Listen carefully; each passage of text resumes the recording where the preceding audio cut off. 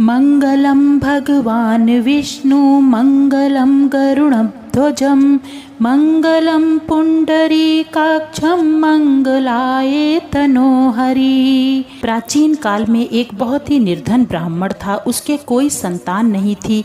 वह नित्य पूजा पाठ करता। उसकी स्त्री ना ही स्नान करती और ना ही किसी देवता का पूजन करती थी। इस कारण ब्राह्मण देवता बहुत दुखी रहते थे। भगवान की कृपा से कुछ समय के उपरांत ब्राह्मण के घर एक कन्या उत्पन्न हुई। कन्या धीरे धीरे बड़ी होने लगी। वह प्रातः स्नान करके प्रतिदिन भगवान श्री हरि विष्णु का जाप करती थी। बृहस्पतिवार का व्रत भी करने लगी।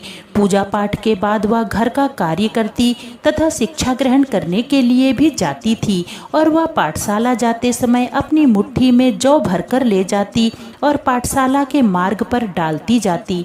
लौटते समय वही जौ सोने के बन जाते। तब वह उनको बीन कर घर ले आती। एक दिन वह बालिका सूप में उन जौ को फटक कर साफ कर रही थी।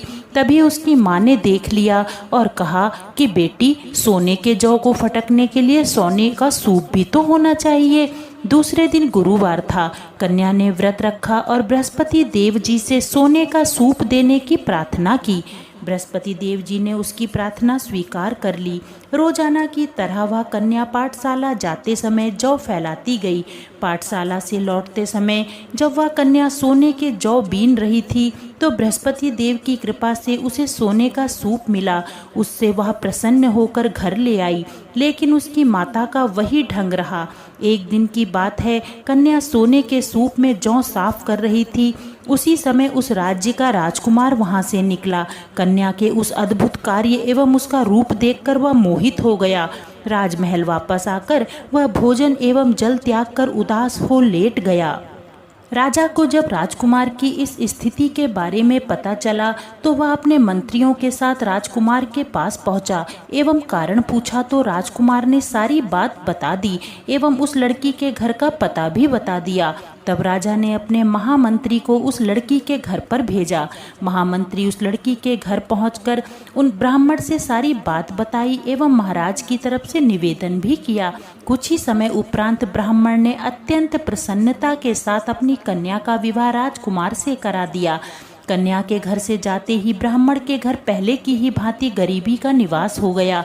एक दिन अत्यंत दुखी हो ब्राह्मण अपनी पुत्री से मिलने पहुंचा। बेटी ने पिता की अवस्था को देखा तो अपनी माता के बारे में पूछा। ब्राह्मण ने सभी हाल कह सुनाया। कन्या ने बहुत सा धन देकर अपने पिता को विदा किया। लेकिन कुछ दिन बाद ही फिर वही हाल हो गया। ब्राह्मण फिर अपनी कन्या के घर पहुंचा और सारा हाल कह सुनाया। पुत्री बोली, हे पिताजी, आप माताजी को यहाँ ले आइए। मैं उन्हें वह विधि बता दूंगी जिससे गरीबी सदा के लिए दूर हो जाएगी।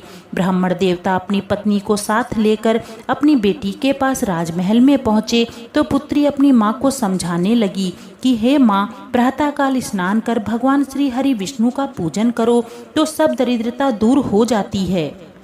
परंतु उसकी माता ने अपनी पुत्री की एक भी बात ना मानी। अब वह वहीं रुककर प्रातःकाल देर से उठती तथा अपनी पुत्री के जूठन को ही सवेरे सवेरे खा लेती। तब पुत्री को बहुत क्रोध आया। उसने अपनी माँ को एक कोठरी में बंद कर दिया तथा प्रातःकाल उसने अपनी माँ को उठाकर स्नान कराया तथा श्री हरि विष्णु की पूजा कराई। इससे उसकी माँ की बुद्धि शुद्ध हो गई। अब वह प्रत्येक बृहस्पतिवार को व्रत करने लगी। इस व्रत के प्रभाव से अब ब्राह्मण ब्राह्मणी की निर्धनता दूर हो गई। उनके यहाँ सुख समृद्धि का वास हुआ। ब्राह्मण ब्राह्मणी इस लोक का सुख भोग कर अंत समय में हरि लोक को गए। तो प्रेम पूर्वक कहिए श्री हरि विष्णु भगवान की जय। आपको यह वीडियो पसंद आया हो तो चैनल को सब्सक्राइब कर कमेंट बॉक्स में जय श्री हरि विष्णु अवश्य लिखें। फिर मिलेंगे एक और भक्ति कथा के साथ। धन्यवाद।